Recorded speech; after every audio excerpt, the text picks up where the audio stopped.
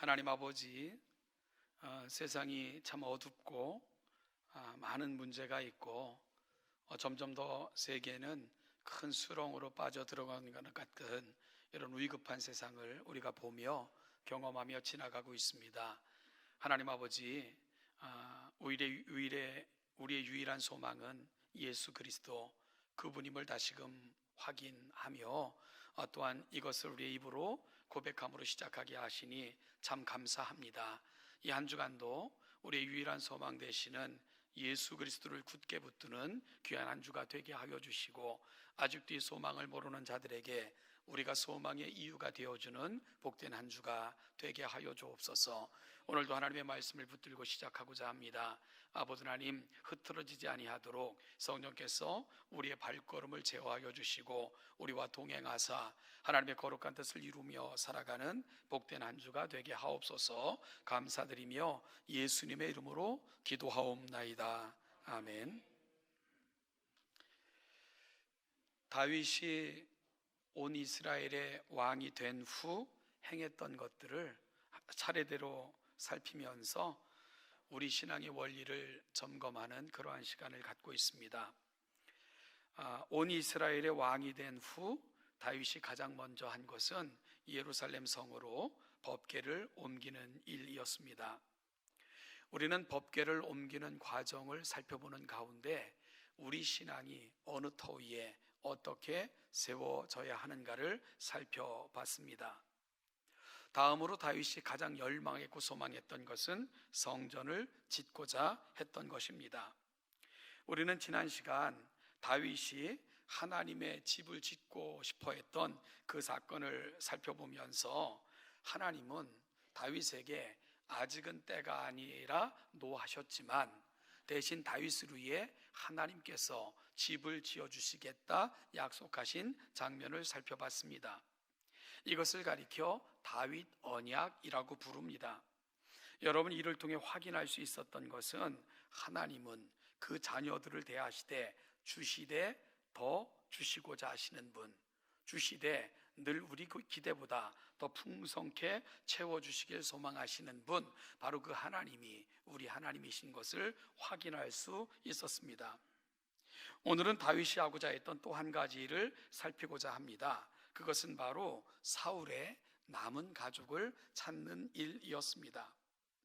그 이유는 복수를 하고자 혹은 진멸하고자 함이 아닙니다. 요나단과의 약속을 기억하며 은혜를 갚고자 함이었습니다. 오늘 본문은 바로 다윗이 사울의 집에 남아있는 자를 찾아 그에게 했던 일을 소개하고 있습니다. 다윗은 사울의 집에 아직도 남은 사람이 있는가를 물었습니다. 그리고 그 이유를 내가 요나단으로 말미암아 그 사람에게 은혜를 베풀고자 함이라 라고 설명했습니다. 사울의 집에는 종 한 사람이 있었는데 그 사람의 이름은 시바입니다. 다윗은 그를 불러 사울의 집에 아직도 남은 사람이 없느냐 하고 묻고는 그 이유를 내가 그 사람에게 하나님의 은총을 베풀고자 함이라 라고 설명했습니다. 시바는 요나단의 아들 하나가 있음과 다리를 저는 자이며 그가 로드발 암미엘의 아들 미가의 집에 머물고 있다고 알려주었습니다. 다윗은 곧장 사람을 보내서 그를 데려오게 합니다. 이렇게 해서 사울의 손자이며 요나단의 아들인 무비보셋이 다윗왕 앞에 서게 됩니다. 다윗이 엎드려 있는 그를 향해 무비보셋아 하고 부르자 무비보셋은 보소서 당신의 종입니다 하고 대답합니다. 얼마나 긴장하고 있고 두려워하고 있는가를 알 수 있는 부분이죠. 그래서 다윗은 그에게 두려워하지 말라 위로한 후 내가 반드시 네 아버지 요나단으로 말미암아 너에게 은혜를 베풀리라 하고 말합니다. 그리고는 그에게 네 할아버지 사울의 모든 밭을 다 내게 도로 주겠고 또 너는 항상 내 상에서 떡을 먹을지니라 하면서 구체적으로 그에게 행할 일을 말해줍니다. 그의 재산을 다 돌려주었고요, 무엇보다도 그를 자신의 아들들, 곧 그 나라의 왕자들 중 하나와 같이 대하겠다 약속하고 있는 것입니다. 일찍이 요나단과 약속한 그 사실을 다윗은 지금 성실하게 기억했고 지키고 실행하는 것을 보게 됩니다. 그러자 무비보셋이 꿇어 엎드려 절하며 이렇게 고백했습니다. 이 종이 무엇이기에 왕께서 죽은 개 같은 나를 돌아보시나이까? 개는 당시 이스라엘의 문화권 속에서 불결하게 취급되던 짐승입니다. 그런데 심지어 죽은 개라고 자신을 표현하고 있는 것을 보면 당시 무비보셋이 얼마나 깊은 좌절과 상실 그리고 자존감의 상처가 있었는가를 알게 되며 이런 자신을 돌보겠다고 약속하는 다윗에게 얼마나 깊이 감사하며 감동하고 있는가를 동시에 보게 합니다. 다윗은 다시 시바를 불러 이와 같은 것을 말해주며 시바를 무비보셋 집안의 일을 총괄하는 자로 삼아 그에게 속한 가족과 그의 모든 하인들은 무비보셋의 집안을 돌보고 그를 위해 일하는 자들로 삼게 됩니다. 그리고 무비보셋은 다윗의 약속처럼 항상 왕의 상에서 먹게 됩니다. 무비보셋은 두 발을 저는 자였습니다. 그의 아버지 요나단과 할아버지 사울왕이 전쟁에서 죽었다는 비보를 들었을 때 그 소식을 듣고 놀란 유모가 5살 된 무비보셋을 안고 도망가다가 아이를 떨어뜨리는 바람에 그때 이후로 두 다리를 절게 된 것입니다. 오늘 마지막 절에서 무비보셋이 두 다리를 다 절었다라고 특별히 언급하고 있는데요. 이런 언급은 다윗이 압살롬의 반역으로 도망갈 때 무비보셋이 왜 함께 가지 않았는가를 밝혀주는 복선 역할을 하게 됩니다. 이것이 오늘 함께 읽은 본문의 내용입니다. 저는 오늘 이 이야기를 읽으면서 기독교 신앙의 핵심 원리인 은혜의 원리를 다시 한번 생각해 볼 수 있었습니다. 다윗이 무비보셋에게 행한 오늘 본문의 이야기는 기독교에서 말하는 은혜, 즉 하나님께서 우리에게 베푸신 은혜가 어떤 성격을 지니고 있고 그 은혜가 가는 자리가 무엇인가를 너무나도 잘 보여주는 그런 역할을 오늘 본문은 하고 있기 때문입니다. 그러면 성경은 하나님의 은혜를 어떻게 보여주고 있을까요?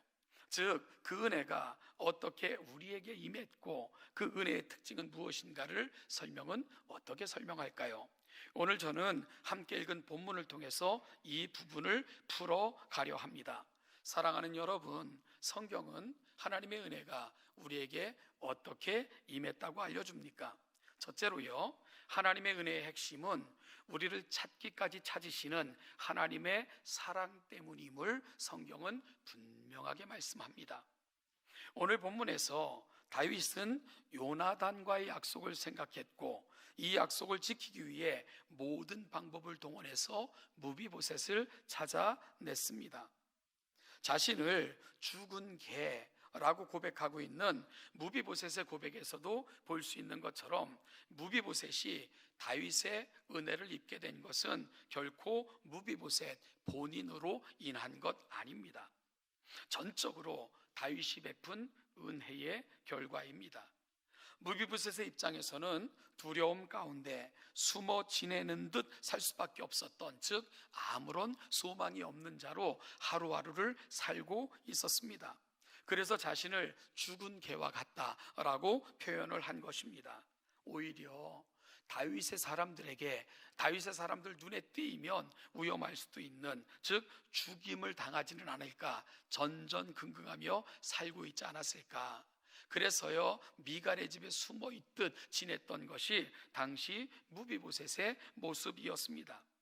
그런데 이런 그에게 이 풍성한 은혜가 주어진 것은 요나단과 함께했던 그 약속을 지키기 위해 찾기까지 찾아 결국은 찾아내고야만 다윗으로 인함인 것을 오늘 성경은 분명하게 보여주고 있습니다.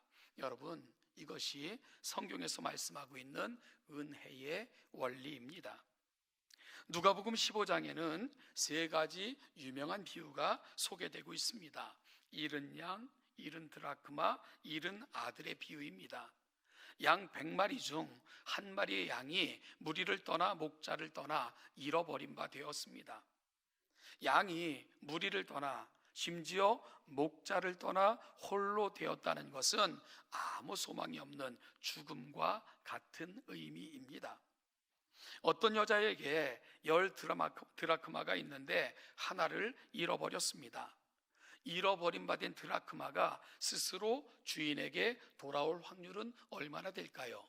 제로입니다. 그럴 확률이 없죠. 즉 아무런 소망이 없는 죽었다는 것과 같은 의미입니다. 아버지에게 두 아들이 있었습니다. 그중 둘째 아들이 아버지의 재산 중 자신에게 돌아올 분깃을 달라 하여 요청한 후 먼 타국으로 떠났습니다. 아버지 생전에 자기의 분깃을 달라 한 것과 먼 나라로 나갔다는 것은 아버지를 죽은 자와 방불하게 여겼다는 의미이며, 이는 아버지와의 완전한 관계 단절을 의미합니다. 아버지 입장에서 둘째 아들은 이미 자신과의 관계가 완전히 끊어진 죽은 자와 방불한 상태에 이르렀다는 것을 의미합니다. 양떼를 떠난 한 마리의 양, 잃어버린 한 개의 드라크마, 그리고 아버지 곁을 떠난 아들, 여러분 이 세 대상에서 보는 동일함은 뭡니까? 이들이 보여주는 동일함, 그것은요, 이들 스스로를 통해서는 아무런 소망을 발견할 수 없는 죽은 자라는 그런 공통점을 지니고 있는 것입니다. 그런데 이 세 이야기는 절망으로, 죽음으로 끝나지 않고 잔치로 끝납니다. 잃어버렸던 양은 찾게 되었고요, 잃어버렸던 드라크마도 찾아진 바 되었고, 떠난 둘째 아들도 찾았기 때문입니다. 그러자 양을 잃어버렸던 목자와 드라크마를 찾은 여인, 그리고 아들을 찾은 아버지는 잔치를 베풉니다. 그래서 이 이야기는 절망으로 끝나지 않고 흥겨운 잔치로 마무리됩니다. 여러분 어떻게요? 절망으로, 슬픔으로, 탄식으로, 죽음으로 끝날 수밖에 없었던 이야기가 흥겨운 잔치, 가슴 벅찬 축제, 이렇게 마무리가 될 수 있었을까요? 그것은 바로 잃은 양을 찾기까지, 찾을 때까지 찾은 목자 때문입니다. 등불을 켜고 온 집안을 쓸고 뒤지고 찾을 때까지 찾은 여인 때문입니다. 비록 자신을 떠난 아들이지만, 자신과의 모든 관계를 저버리고 떼어버린 아들이었지만, 결국은 먼저 달려가 목을 안고 모든 것을 회복시켜준 아버지 때문입니다. 이것이 새 이야기가 절망과 죽음으로 끝나지 않고 흥겨운 축제, 모두가 함께 기뻐하는 잔치로 끝날 수 있었던 이유입니다. 그것은 찾기까지 찾은 이들로 말미암아 생겨났던 풍성함이고 아름다움인 것이죠. 그래서 여러분, 누가복음에 나타나고 15장에 나타나는 새 이야기는 제목을 잃은 양의 비유가 아니죠. 잃은 드라크마의 비유가 아닙니다. 잃은 아들의 비유가 아닙니다. 잃은 양을 찾기까지 찾는 목자의 비유가 정확한 제목입니다. 잃은 드라크마를 찾기까지 찾은 여인이 주인공입니다. 여러분, 잃은 아들을 찾아내서 품에 안은 아버지, 바로 그 아버지가 주인공입니다. 잃어버렸던 양, 잃은 드라크마, 잃어버렸던 아들은 그 본문 속에선 아무런 역할을 할 수가 없는 대상들일 뿐입니다. 목자, 여인, 그리고 아버지, 그들이 그 이야기의 진정한 중심인 것을 우리는 다시 한번 확인받을 수 있는 거죠. 그들로 말미암아 또한 잃어버렸던 양과 드라크마와 아들에게는 소망과 생명이 생겨날 수 있었던 것입니다.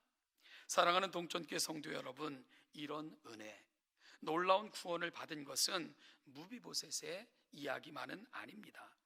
잃은 양, 잃은 드라크마, 잃은 아들, 주님의 비유 속에만 등장하는 그 비유의 대상들의 이야기만도 아닙니다. 바로 이 이야기는 저와 여러분들의 이야기입니다.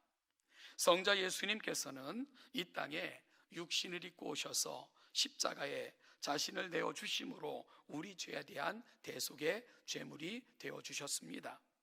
우리를 찾기까지 찾아내셔서 그 옛날 골고다 언덕에서 되어진 십자가 사건이 우리의 사건 되게 하시기까지 우리를 찾고 또 찾아내신 성령 하나님, 그리고 우리에게 인치심으로 하나님의 자녀됨의 권세를 회복시켜 주신 그 은혜가 오늘 우리를 이 자리에 앉혀 놓은 이유입니다. 그리고 우리를 품에 안으시고 내 아들이라 칭해 주신 하늘에 계신 하나님 아버지, 오늘 우리가 이 자리에 있게 된 유일한 이유가 있다면 우리에게 연유가 있는 것 아닙니다. 우리 스스로에게 이유가 있는 것 아닙니다. 우리를 포기하지 않고 찾아내되 끝까지 찾아내신 우리 하나님, 그 하나님이 오늘 우리가 이 자리에 있게 된 유일한 이유인 것이지요.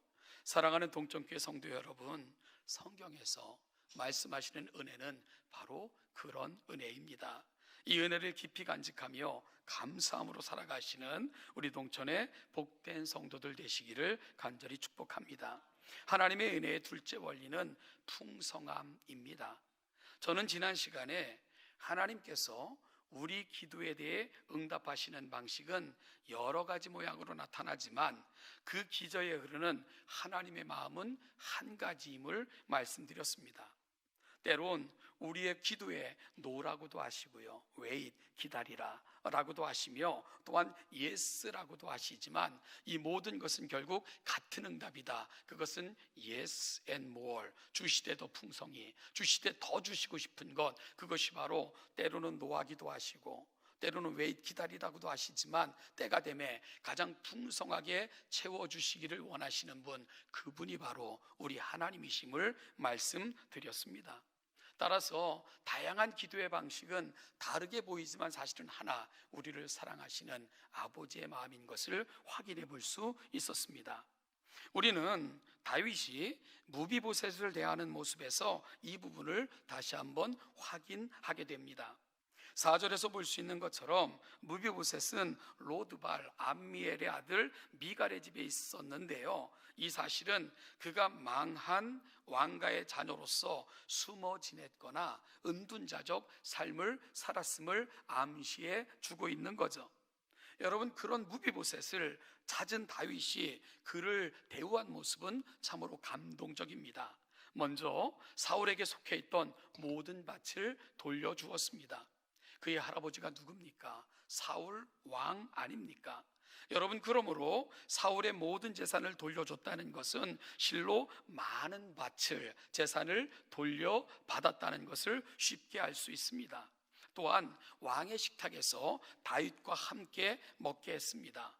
시바와 그의 가족, 그리고 그에게 속한 모든 종들을 무비보셋의 재산을 돌아보고 섬기는 일을 하게 했습니다.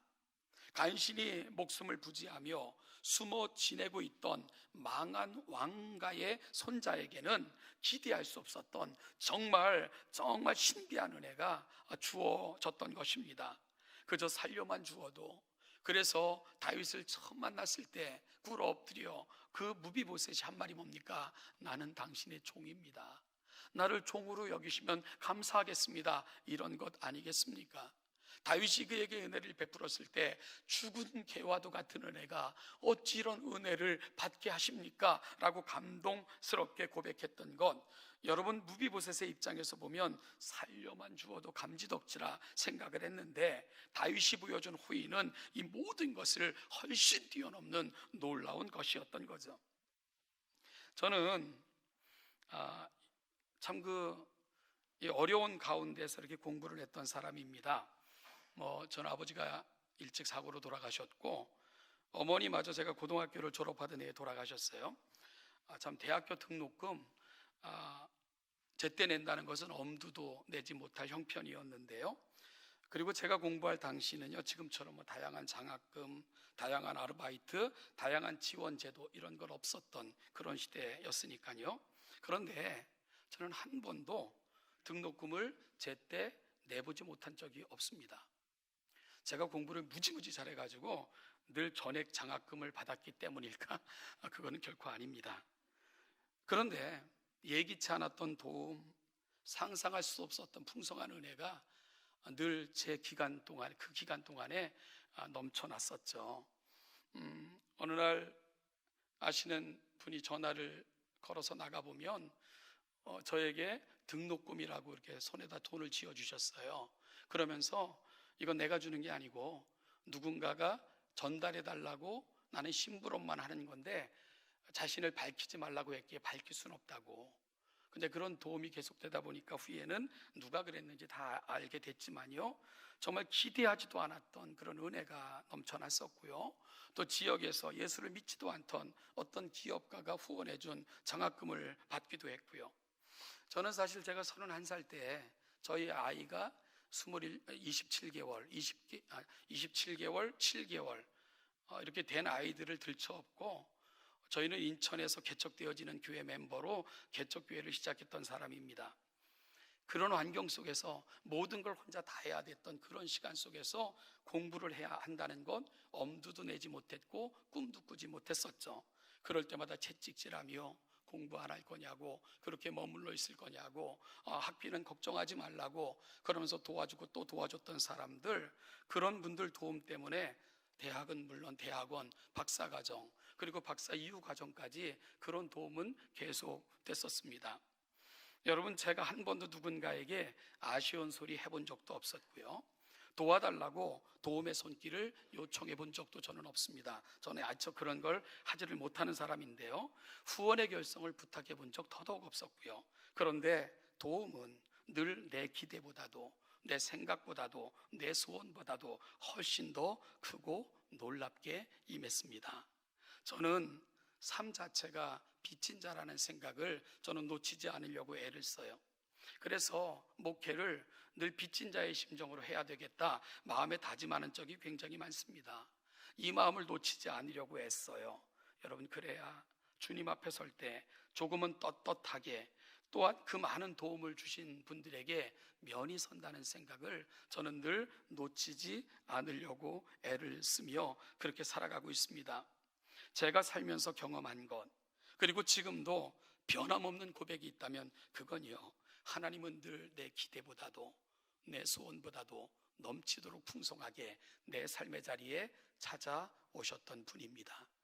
그래서 저는 자연스럽게 그런 기도가 저의 기도가 되더라고요. 제가 우리 성도님들 위해 기도할 때마다, 하나님, 정말로 입술의 말보다도, 마음에 담은 생각보다도, 소원보다도 더 넘치도록 채워주실 것을 믿습니다 하는 기도를 올리게 돼요. 왜냐하면 제가 만난 하나님이 그런 분이셨으니까요. 얘기할 수 없었던, 기대할 수 없었던 도움으로 저를 오늘 여기까지 인도하셨고, 그 하나님은 나의 하나님이셨고 또한 우리 모두의 하나님이심을 저는 분명히 믿습니다. Yes and more, 그래 주마, 그리고 더 주마, 이것이 바로 저와 여러분들을 사랑하시는 한결같은 하나님의 마음이심을 저는 믿고, 오늘 함께 이 하나님을 가슴에 담는 복된 이 아침이 되시기를 간절히 소원합니다. 사랑하는 여러분, 우리에게 주시되 늘 풍성하게 가장 좋은 것으로 채워주시길 원하시는 분, 바로 우리 하나님은 우리 아버지시고, 그 하나님은 늘 우리 가운데 그리 찾아오시는 분이십니다. 이 하나님을 꼭 만나시길 바라며, 이 하나님을 가슴에 담고 이 하나님을 확신하는 가운데 힘있게 우리에게 주어진 인생을 살아가시는 복된 성도들 되시기를 주님의 이름으로 축복합니다. 마지막으로 하나님의 은혜의 세 번째 원리는 높이심입니다. 다윗은 무비보셋에 재산을 다 돌려주었을 뿐만 아니라 그의 신분까지 회복시켜 주었습니다. 즉, 자신의 상에서 먹게 했다는 것과 시바와 그의 가족, 그리고 그의 종들을 무비보셋에 신하로 주었다는 것은 그의 잃어버렸던 모든 지위를 회복시켜 주었음을 의미합니다. 또한 자기의 상에서 먹게 했다는 것은 왕자와 똑같은 취급을 했다는 거죠. 그의 모든 지위를 회복시켜 주었을 뿐만 아니라 존귀한 자로 높여 놓았던 것을 오늘 본문을 통해서 확인받게 됩니다. 우리는 앞서 살핀 누가복음 15장 이야기 중 잃어버린 아들의 이야기를 다시 한번 기억할 필요가 있습니다. 아버지를 떠나 모든 것을 잃고 살 길이 막막해진 둘째 아들은 그저 먹여만 주시어도 좋겠다, 아버지에게 한번 강청해 볼까 하는 마음으로 집을 향해 떨어지지 않는 발걸음을 옮깁니다. 집이 가까울수록 그의 발걸음은 무거워지기만 합니다. 두려움이 임합니다. 아버지가 나를 받아주실까? 형은 나를 어떻게 생각할까? 친척들과 동네 사람들은 나에게 뭐라고 말할까? 수많은 생각들이 그의 머리를 스쳐 지나갑니다. 귀향길은 기대와 흥분이 아니라 집이 가까울수록 초조함과 두려움의 시간으로 그의 마음에 임하고 있었습니다. 재산을 요청하여 아버지를 떠난 순간 그는 아무것도 기대할 수 없는 잃어버린 자, 즉 죽은 자와 방불한 인생이었기 때문입니다. 아버지에게는 그 아들에게는 아버지에 대한 아무런 권한도, 아버지에 대한 어떠한 요청도 남아있지 않은 그런 상태, 바로 둘째 아들이 처해 있었던 형편입니다. 아직도 집은 먼데, 그런데 누군가 자신을 힘있게 끌어안고 뜨거운 눈물을 흘리는 이가 있었습니다. 눈을 들어보니 아버지, 바로 아버지였습니다. 이 장면을 주님은 이렇게 묘사하셨습니다. 아직도 거리가 먼데 아버지가 그를 보고 측은히 여겨 달려가 목을 안고 입을 맞추니, 여기서 아직도 거리가 먼데, 상거가 먼데라고 이전 성경은 기록되어 있는데요, 아버지와 아들 사이는 알아보지 못할 정도로 멀었다는 의미입니다. 그리고 여러분, 둘째 아들의 행색이 어떻겠어요? 정말 돼지 쥐엄열매로 목숨을 구걸하며, 그리고 돼지 우리 속에 살던 그가 어떤 모습으로 오겠습니까? 여러분, 아무도 몰라봤는데 아직도 거리가 멀어요. 그런데 그를 알아봤던 유일한 사람이 있었죠. 아버지였습니다. 아버지는 아들을 알아보자마자 달려가기 시작을 합니다. 아마도 아버지는 그 아들이 떠난 후 한순간도 그곳에서 눈을 떼지 못했던 것 같아요. 언제 아들이 돌아올까? 그리고 아들을 발견한 즉시 아무도 못 알아보는 아들을 아버지는 달려가서 끌어안고 그 아들에게 입 맞추고 있었던 것입니다. 아들은 감히 아버지 얼굴을 바라보지도 못한 채, 아버지, 내가 하늘과 아버지께 죄를 지었사오니 지금부터는 아버지의 아들이라 일컬음을 감당하지 못하겠나이다. 그저 품꾼의 하나로라도 나를 받아주시렵니까? 라고 요청할 뿐이었습니다. 고백할 뿐입니다. 아버지는 이런 아들의 비루한 옷을 벗기고 제일 좋은 옷을 입혀주었고요, 발에는 신을 신겨 주었고 손에는 가락지를 끼워 주었습니다. 그리고는 이렇게 말했습니다. 이 내 아들은 죽었다가 다시 살아났으며 내가 잃었다가 다시 얻었노라. 그리고는 동네 사람들을 다 불러 모아요. 그리고 이 아들이 자신의 아들인 것과 그 사랑은 변하지 않는다는 것을 확인하고 선포하고는 잔치를 베풀었습니다. 돌아온 아들은 죽음에서 생명으로, 또한 모든 신분과 지위 그리고 즐거움을 회복받게 된 것입니다. 죽음에서 생명으로 구원을 넘어 놀라운 신분의 회복과 높아짐을 회복해 준 거죠. 누가요? 아버지가. 그 아버지로 말미암아 아들은 이 영광에 거하게 된 것입니다. 사랑하는 여러분, 성경이 왜 오늘 다윗과 무비보셋의 이야기를 기록하고 있을까요?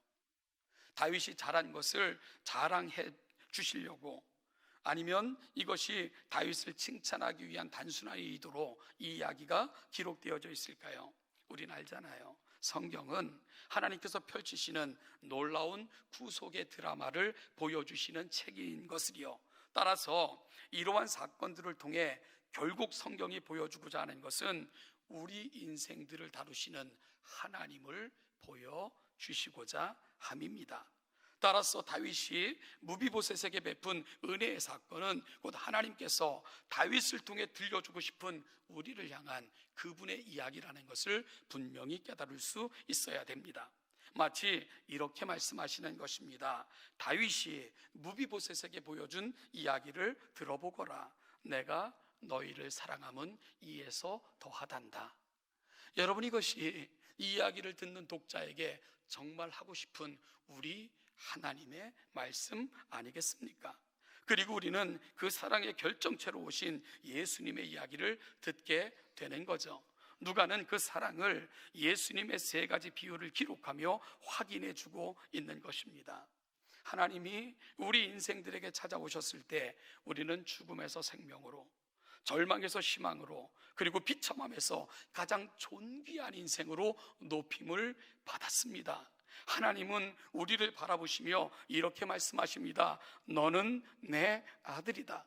그리고 하나님은 세상을 향해서 이렇게 선포하시는 거죠. 제일 좋은 옷을 내어다가 입히고 손에 가락지를 끼우고 발에 신을 신기라. 이는 잃었다가 다시 찾은 내 아들이다. 이는 내가 가장 존귀 여기는 사랑하는 내 아들이다. 하나님은 세상에 저와 여러분들을 그렇게 보여주시며 그렇게 선포하시고 세상에 그렇게 내신 것입니다. 이것이 바로 오늘 우리를 부르신 하나님의 놀라운 부르심이고 우리가 받은 거한 놀라운 은혜인 것을 다시 한번 확인하시는 귀한 이 아침이 될 수 있기를 간절히 축복합니다. 사랑하는 동천교회 성도 여러분, 이 은혜가 바로 우리가 받은 은혜입니다. 그러니 머리를 드십시오. 여러분 당당하게 가슴에 이 사랑을 담고 세상에 포효하며 그렇게 나아가 하나님을 선포하고 내가 하나님 앞에 얼마나 존귀한 자인가를 놓치지 말고 살아가시는 우리 복된 성도들 되시기를 주님의 이름으로 축복합니다.